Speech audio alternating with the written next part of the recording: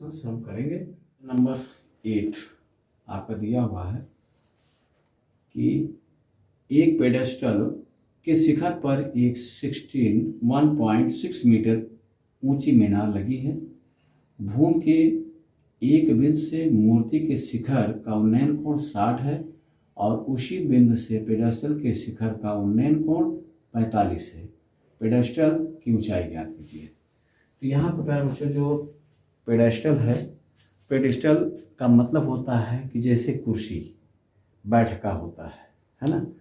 तो उसी तरह से यहाँ पे एक पेडेस्टल लगा हुआ है, उसके ऊपर मूर्ति रखी हुई है। तो जैसे मान लीजिए कि ये मान लें कि ऐसे बना हुआ है, इसके ऊपर एक देखिए मूर्ति रखी हुई है, कोई मूर्ति है यहाँ पर। यहाँ से ये मान लीजिए कि यहाँ पर कुछ मूर्ति इस तरह से कोई रखी होगी, ठीक। तो ये मूर्ति, तो यहाँ पर देखिए इसका बेस हम कर लेते हैं और यहाँ पर ये हो गया और यहाँ से इस पे ये हो गया। तो देखिए दोनों का एंगल यहाँ मालूम होगा। तो इसमें पेडेस्टल की ऊंचाई जो दी गई है वो प्यारे बच्चों दिया हुआ 1.6 मीटर मूर्ति पर लगी है।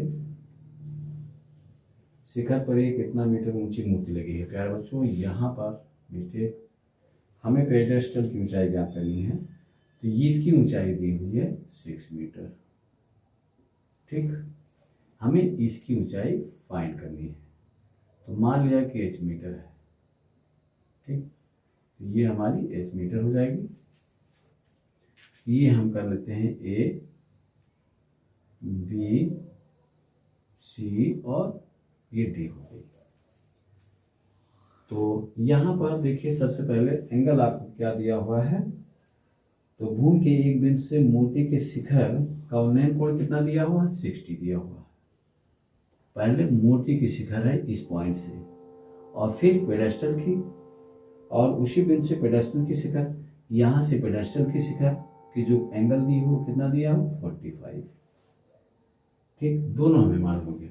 मतलब ये पेडेस्टल की ऊंचाई होगी, यहाँ इसी बिंदु से इसके शिखर की, शिखर मतलब चोटी, उसका पी पॉइंट, और यहाँ पर इसी पॉइंट से इसके पी पॉइंट की जो डिग्री दी हुई है 60 दी हुई है, ठीक।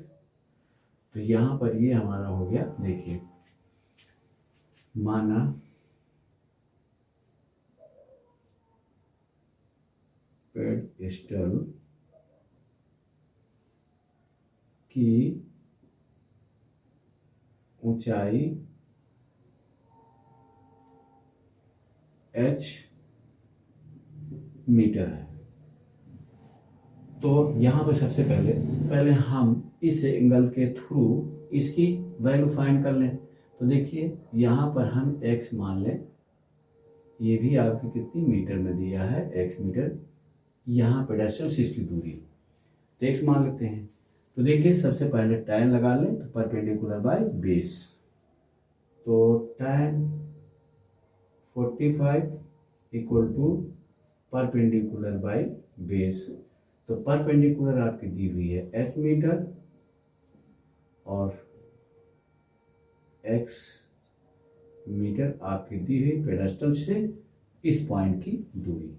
तो देखिए tan 45 की आप कितनी होती है 1, तो h बाई x, ये हमारा क्रॉस मल्टीप्लाई हो गया। तो h ये हमारा पहला इक्वेशन कंप्लीट हो गया। अब हम लेते हैं, देखिए 60, ये हमारा जो है ये 60 बनेगा। तो यहाँ पर tan 60 डिग्री और पूरा यहाँ से ये पूरी लेंगे प्यारे बच्चों। तो देखिए ये हो जाएगा परपेंडिकुलर बाय बेस, जिससे परपेंडिकुलर पूरा हम लेंगे तो कितना हो जाएगा 1.6 प्लस h, और यहाँ पर कितना, ये हमारा x मीटर, ये भी हो गया, ठीक। तो ये हमारा ये वैल्यू लिख दिया। tan 60 की वैल्यू आपको मालूम होगा √3 और यहाँ पर 1.6 ये अब देखिए प्लस h हो गया।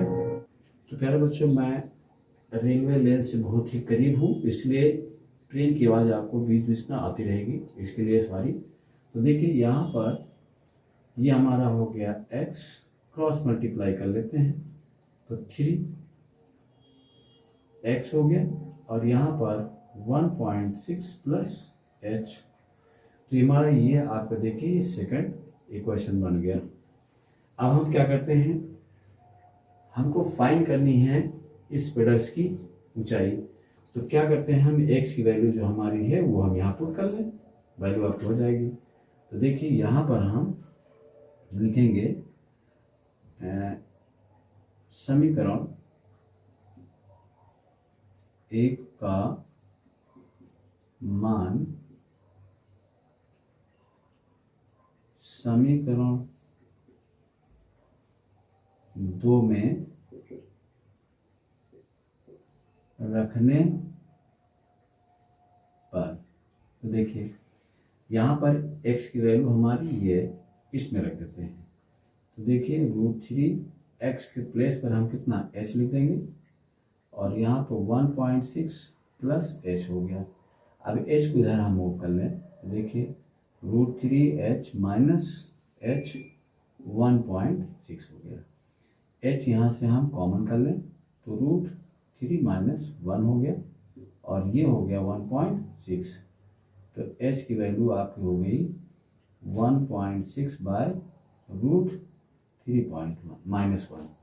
तो यहाँ पर देखिए इसकी वैल्यू हम निकालेंगे तो 1.6, इसको रेशनाइज करते हैं प्यारे बच्चों। तो देखिए 3 माइनस 1, तो रेशनाइज में क्या होता है, जो माइनस आपका दिया हुआ यही चिन्ह हम यहाँ पर पॉजिटिव में लिख देंगे। तो देखिए ये हो गया, और 3 प्लस 1 हो गया।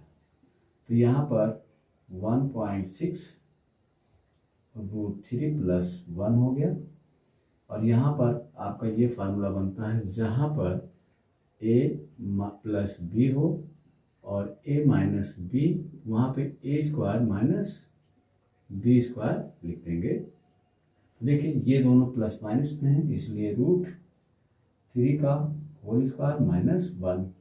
तो ये हो जाएगा 1.6 √3 प्लस 1, और यहाँ पर ये वैल्यू आपकी हो जाएगी, देखिए तो 3 में से क्या 2 से इसको कैंसल आउट कर दें तो कितना 0.8।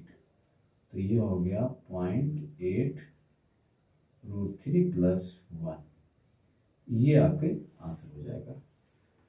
तो इस तरह से प्यारे बच्चों आपको ये क्वेश्चंस कंप्लीट हो गया।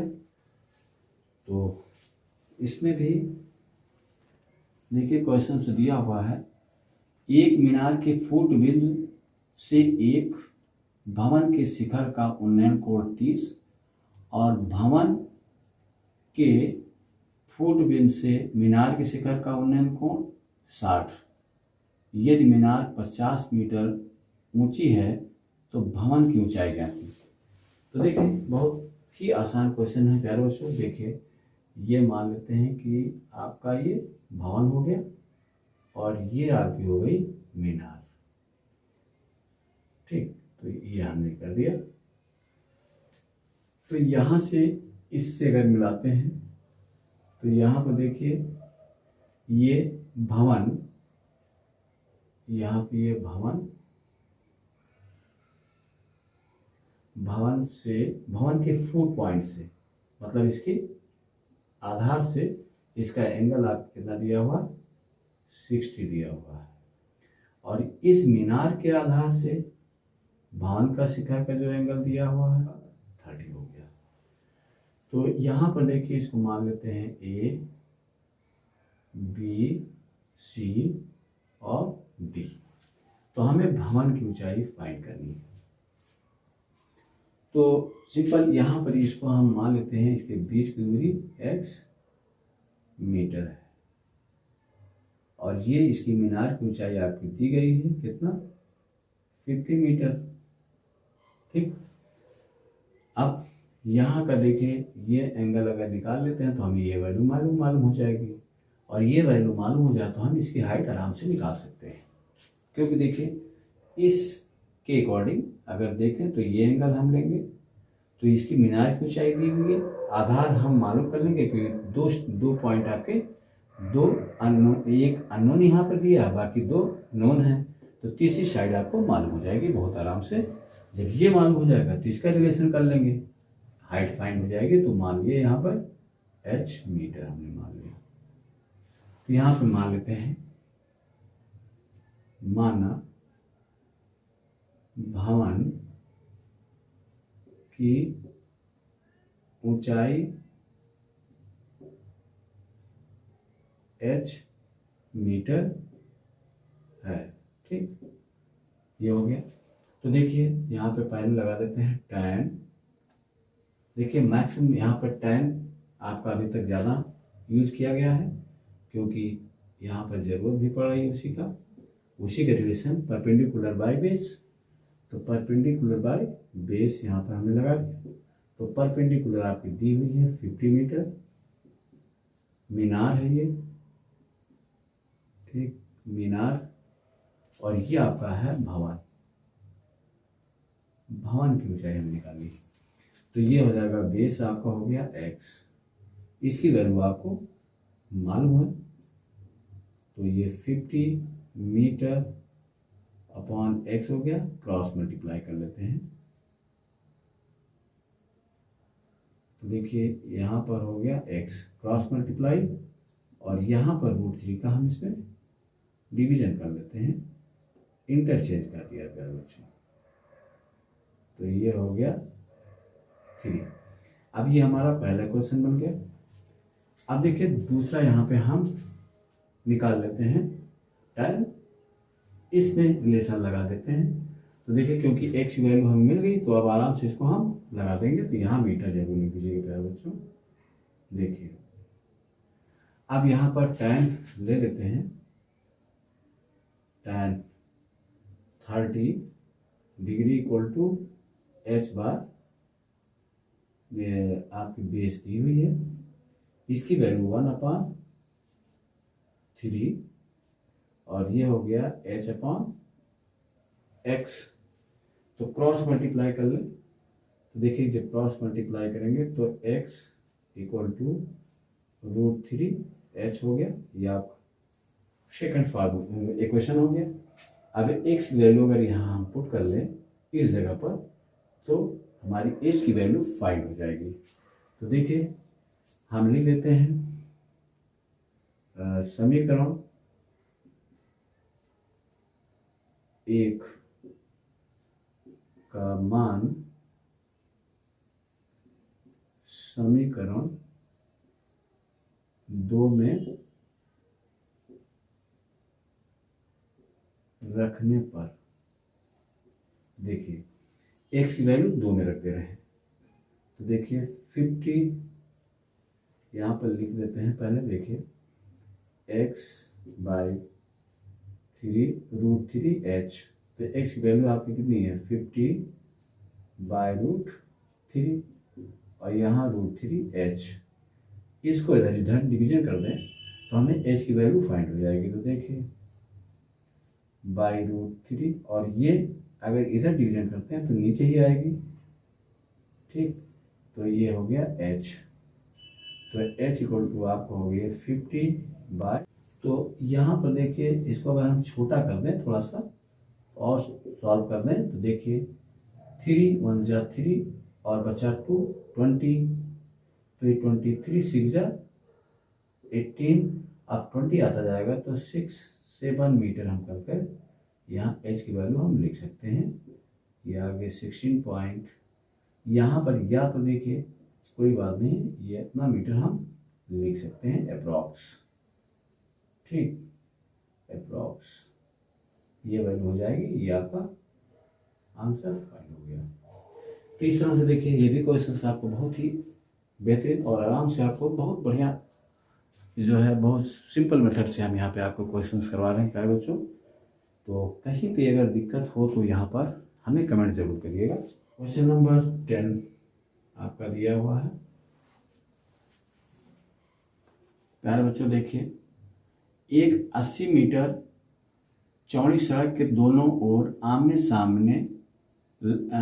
सामने समान लंबाई वाले दो खंभे लगे हुए हैं। इन दोनों खंभों के बीच सड़क के एक बिंदु से खंभे के शिखर के उन्नयन कोण क्रमशः 60 और 30 है। खंभे की ऊंचाई और खंभों से बिंदु की दूरी ज्ञात कीजिए। तो सड़क के दोनों ओर आमने सामने समान लंबाई वाले दो खंभे हैं।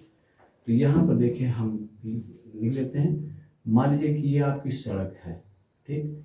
तो सड़क के दोनों तरफ ये यहाँ पे ले लेते हैं, सड़क है। तो सड़क के दोनों तरफ खंभे लगे हुए हैं, देखिए इसे, और समान लंबाई के हैं। तो यहाँ पर मान लेते हैं ये ए है, बी है, और ये सी, और ये आपको क्या है, डी। या ऐसे कर लेते हैं, देखिए ये मानते हैं ए, ये हो गया बी, सी, डी। तो यहाँ से कहीं से प्यारे बच्चों एक खंभे का शिखर का उन्नयन कोण 60 दिया हुआ है, 60 डिग्री, और ए की कितनी दी हुई है। प्यारे बच्चों देखिए, जैसे जैसे दूरी ये इधर जाएगी ये एंगल छोटा होगा। तो यहाँ पे प्यारे बच्चों आपको कितना होना चाहिए, 30 होना चाहिए। इस खंभे से अगर जैसे जैसे दूरी जाएंगे तो एंगल छोटा होगा, और इधर बढ़ते जाएंगे तो एंगल बड़ा होगा, ध्यान रखिएगा। तो देखिए यहाँ इस खंभे से काफ़ी पास है तो एंगल ये बड़ा होगा, और ये खंभे से ज़्यादा दूरी पे है तो एंगल छोटा होगा। तो मान लीजिए खंभे के बीच की दूरी दी हुई है 80 मीटर चौड़ी सड़क। तो सड़क आप कितनी दी है, 80 मीटर चौड़ी है। तो इसका मतलब ये अगर x होगा मीटर, तो ये इतनी पार्ट कितनी होगी, 80 माइनस x होगा, ठीक, ये होगा। तो अब ये हमें मालूम होगा तो बहुत आराम से इसको हम निकाल लेंगे। तो देखिए सबसे पहले ये मान लेते हैं h मीटर। तो ये भी h होगी क्योंकि समान ऊंचाई का है खंभा, खंभे की ऊंचाई दोनों समान है। तो इसलिए मान लेते हैं, माना खंभे की ऊंचाई h मीटर है, ठीक। तो यहाँ पे हम लेते हैं, देखिए tan 30 लेंगे, तो ये बेस और परपेंडिकुलर मैक्सिमम देखिए आपका tan का रिलेशन हो रहा है। तो tan 30 लेते हैं, तो perpendicular by base h by x, यहाँ पे tan की वैल्यू 1/√3 और h बाय x हो गया। क्रॉस मल्टीप्लाई कर लें जस्ट, तो ये हो जाएगा √3h, फर्स्ट इक्वेशन। इस तरह से tan इस वाले में यहाँ पर हम लिख सकते हैं triangle ABC in triangle ABC, और यहाँ लिख देते हैं इन ट्रायंगल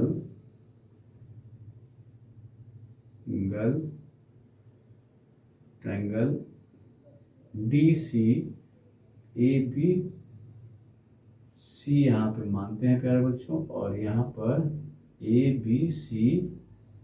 D, और यहाँ पे हम ले लेते हैं E, ठीक। तो देखिए यहाँ पे हम इसमें ले लेते हैं ट्रायंगल के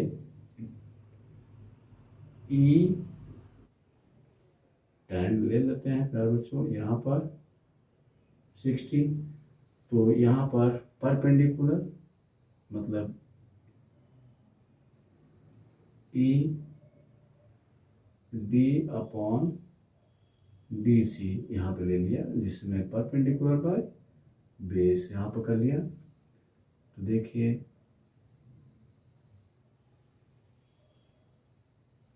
तो यहाँ पर देखिए tan 60 के √3, और यहाँ पर परपेंडिकुलर एच, बी आपको कितना दिया हुआ 80 माइनस एक्स, क्रॉस मल्टीप्लाई कर लें तो देखिए रूट माइनस एक्स, ये आपका सेकंड हो गया। तो अब एक वैल्यू प्यारे बच्चों यहाँ पे हम उठा के रख दें, इसकी वैल्यू इसमें पुट कर लें तो हमारा क्वेश्चन आंसर है आराम से निकल जाएगा। तो लिख देते हैं कि समीकरण एक का मान समीकरण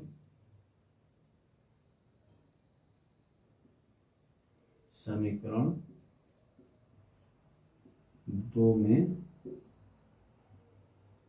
रखने पर, तो देखिए इसकी वैल्यू यहाँ पे पुट कर लेते हैं। तो देखिए √3 80 माइनस, ये हम x की जगह पर रख देंगे तो √3h, और यहाँ पर हो गया h, इसको इंटू कर लेते हैं तो देखिए 80 √3 और यहाँ पे 3h इक्वल टू कितना हो गया h, क्योंकि इसका इसमें इंटू कर लेते हैं, यहाँ पे कर लेंगे तो रूट यहाँ से हट जाएगा, 3 हो गया, इस वैल्यू को उधर लेके जाएं तो देखिए आपको हो जाएगा √3 और h, जब इसको राइट हैंड मूव करेंगे तो ये पॉजिटिव हो जाएगा h, तो ये हो जाएगा आपका 4h 80 √3।